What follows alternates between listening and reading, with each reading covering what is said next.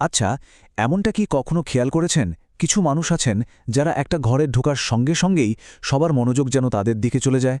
আবার অন্যদিকে এমনও অনেকে আছেন যারা অনেক চেষ্টা করেও নিজেদের কথা কাউকে শোনাতে পারেন না। এই দুজনের মধ্যে আসল পার্থক্যটা কোথায়? চলুন আজ আমরা সেই রহস্যটাকে একটু কাটাছেঁড়া করে দেখি। একবার ভাবুন তো, একটা মিটিংয়ে দুজন মানুষ কথা বলছেন, দুজনেরই যোগ্যতা প্রায় সমান, কিন্তু একজনের কথা সবাই একদম মন্ত্রমুগ্ধের মতো শুনছে, আর অন্যজন কথা বলা শুরু করলেই কেন যেন সবার মনোযোগ হারিয়ে যাচ্ছে। এই যে একটা অদৃশ্য ক্ষমতা, এটাই কিন্তু সত্যিকারের লিডারদের অন্যদের থেকে আলাদা করে দেয়। আর সবচেয়ে মজার ব্যাপার কি জানেন? এটা কিন্তু কোনো জাদু বা জন্মগত প্রতিভা নয়। এটা আসলে একটা বিজ্ঞান, একটা দক্ষতা, যা যে কেউ চেষ্টা করলে শিখতে পারে। আর এই দক্ষতাটির নামই হলো এক্সিকিউটিভ প্রেজেন্স। আজকের এই আলোচনায় আমরা ঠিক কি বিষয় নিয়ে কথা বলবো, চলুন এক ঝলকে দেখে নিই। আমরা প্রথমে জানব সেই অদৃশ্য শক্তিটা কি, তারপর এর তিনটি মূল ভিত্তি গ্র্যাভিটাস, কমিউনিকেশন আর প্রেজেন্স নিয়ে বিস্তারিত আলোচনা করব। আর একদম শেষে থাকছে ক্ষমতার এক দারুণ প্যারাডক্স। চলুন তাহলে শুরু করা যাক। তো প্রথমেই আসা যাক সেই অদৃশ্য শক্তিটার কথায়। এই এক্সিকিউটিভ প্রেজেন্সের মূল ভিত্তিটা আসলে কি দিয়ে তৈরি? চলুন একটু গভীরে যাই। লিডারশিপ এক্সপার্ট সিলভিয়া অ্যান হিউলেটার এই কথাটা আমাদের পুরো আলোচনার ভিত্তি। তিনি বলছেন, এক্সিকিউটিভ প্রেজেন্স মূলত তিনটি জিনিসের মিশ্রণ: গ্র্যাভিটাস বা গাম্ভীর্য, কমিউনিকেশন বা যোগাযোগ দক্ষতা, আর প্রেজেন্স অর্থাৎ নিজেকে উপস্থাপনের ভঙ্গি। চলুন এই তিনটি বিষয়কে আমরা এবার এক এক করে জেনে নেই। এবার তাহলে আসা যাক প্রথম এবং সবচেয়ে গুরুত্বপূর্ণ স্তম্ভে, আর সেটা হলো গ্র্যাভিটাস। সহজ ভাষায় এটা হলো আপনার ভেতরের শক্তি বা কর্তৃত্ব, যা আপনার প্রতিটি কথা আর কাজে একটা ওজন নিয়ে আসে। গবেষণা যা বলছে তা কিন্তু বেশ অবাক করার মতো। একজন লিডারকে মূল্যায়নের ক্ষেত্রে প্রায় ৬৭% নির্ভর করে তার গ্র্যাভিটাসের ওপর, মানে 3/2 ভাগ। এ থেকেই বোঝা যায় এই গুণটা আসলে কতটা জরুরি। দেখুন, গ্র্যাভিটাস মানে কিন্তু শুধু পদের ক্ষমতা নয়, এটা হলো আপনার চরিত্রের গভীরতা। মানে যখন একজন মানুষ কঠিন পরিস্থিতিতেও মাথা ঠান্ডা রেখে সিদ্ধান্ত নিতে পারে, তখন তার মধ্যে এই গ্র্যাভিটাস ফুটে ওঠে। এটাই সেই গুণ যা অন্যদের মনে আস্থা তৈরি করে। এই টেবিলটা দেখুন, বিষয়টা একদম পরিষ্কার হয়ে যাবে। একদিকে যারা চাপের মুখে শান্ত থাকেন তাদের কর্তৃত্ব বাড়ে, অন্যদিকে যারা অল্পতেই রেগে যান বা অস্থির হয়ে পড়েন তাদের কর্তৃত্ব কমে যায়। ঠিক একইভাবে যারা দৃঢ় সিদ্ধান্ত নিতে পারেন এবং ভুলের দায় স্বীকার করেন তাদের গ্র্যাভিটাসও অনেক বেড়ে যায়। আচ্ছা, গ্র্যাভিটাস তো নয় ভেতরের শক্তি, কিন্তু সেই শক্তিটা প্রকাশ পাবে কিভাবে?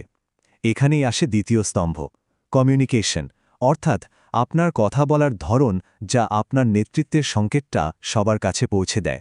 আমরা অনেকেই কথা বলার সময় কিছু সাধারণ ভুল করি যা আমাদের কর্তৃত্ব কমিয়ে দেয়, যেমন কথার মাঝে মানে, আসলে এই ধরনের শব্দ ব্যবহার করা, অথবা প্রতিটি বাক্য এমনভাবে শেষ করা যেন মনে হয় প্রশ্ন করছি। এর বদলে কথা বলার মাঝে একটু কৌশল করে থামুন আর বাক্য শেষে গলার স্বরটা নামিয়ে আনুন। দেখুন আপনার কথায় কতটা আত্মবিশ্বাস চলে আসে। কথা থেকে এই ফিলার শব্দগুলো বাদ দেওয়ার জন্য বিশেষজ্ঞরাই 5টি ধাপের কথা বলেন। প্রথম কাজগুলো সচেতন হওয়া, মানে নিজের কথার রেকর্ড করে শোনা। এরপর ওই ফিলার শব্দগুলোর জায়গায় ইচ্ছে করে একটু থামার অভ্যাস করতে হবে। এই ছোট্ট একটা পরিবর্তনই কিন্তু কথায় একটা অবিশ্বাস্য দৃঢ়তা এনে দিতে পারে। কিন্তু ভালো কমিউনিকেশন মানে তো শুধু ভালো বলা নয়, ভালো করে শোনাও কিন্তু এর একটা বিরাট অংশ। স্টিভেন কোভির এই কথাটা আমাদের একটু ভাবতে বাধ্য করে। আমরা কি আসলেই কাউকে বোঝার জন্য শুনি, নাকি শুধু কি উত্তর দেব সেটা ভাবার জন্য? সত্যিকারের সম্মান অর্জন করতে চাইলে মন দিয়ে শোনার কোনো বিকল্প নেই।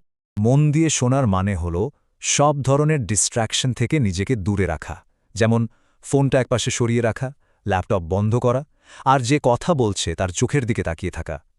যখন আমরা কাউকে না থামিয়ে তার কথা শুনি, তখন সেই মানুষটা নিজেকে গুরুত্বপূর্ণ ভাবে এবং আমাদের ওপর তার বিশ্বাস বাড়ে।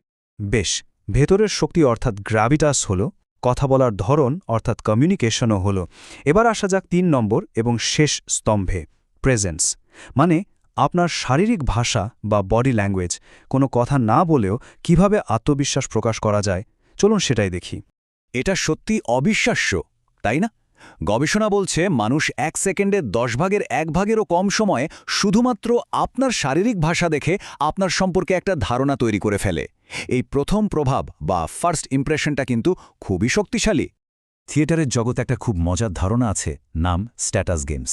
থিয়েটার বিশেষজ্ঞ কিথ জনস্টন বলেন, আমরা যখনই কারোর সাথে কথা বলি তখন অকলত না কলত এক ধরনের স্ট্যাটাস গেম চলতে থাকে। এখানে স্ট্যাটাস মানে কিন্তু পদ নয়, বরং আচরণের মাধ্যমে কে কতটা প্রভাবশালী সেটার একটা খেলা। এই স্লাইডটা দেখলে হাই স্ট্যাটাস আর লো স্ট্যাটাস আচরণের পার্থক্যটা একদম পরিষ্কার হয়ে যায়। যারা আত্মবিশ্বাসী তারা সাধারণত স্থির থাকেন, ধীরে নড়াচড়া করেন এবং একটু ছড়িয়ে বা জায়গা নিয়ে বসেন। অন্যদিকে যারা একটু নার্ভাস থাকেন তারা ছটফট করেন এবং নিজেদেরকে যতটা সম্ভব গুটিয়ে রাখেন। অনেকের সামনে কথা বলার সময় একটা দারুণ কৌশল হল লাইট হাউস টেকনিক। ঠিক একটা লাইট হাউস যেমন ধীরে ধীরে চারদিকে আলো ফেলে, সেভাবেই আপনিও ঘরের এক পাশ থেকে অন্য পাশে ধীরে ধীরে তাকান। অন্য প্রত্যেক ব্যক্তির চোখে ৩ থেকে ৫ সেকেন্ডের জন্য সরাসরি তাকান।